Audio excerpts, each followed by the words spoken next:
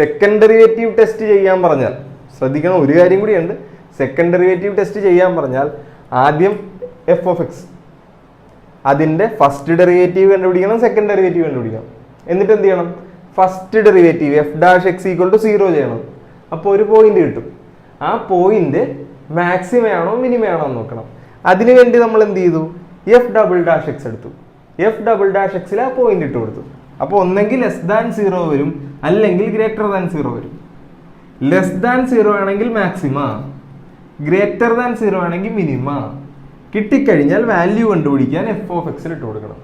വേറൊരു കാര്യം കൂടിയുണ്ട്, ഈ എഫ് ഡബിൾ ഡാഷ് എ കണ്ടുപിടിക്കുമ്പോൾ 0 കിട്ടാല്ല. 0 കിട്ടാലോ? 0 കിട്ടാം.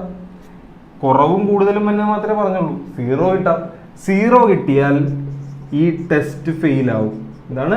0 കിട്ടിയാൽ ഈ ടെസ്റ്റ്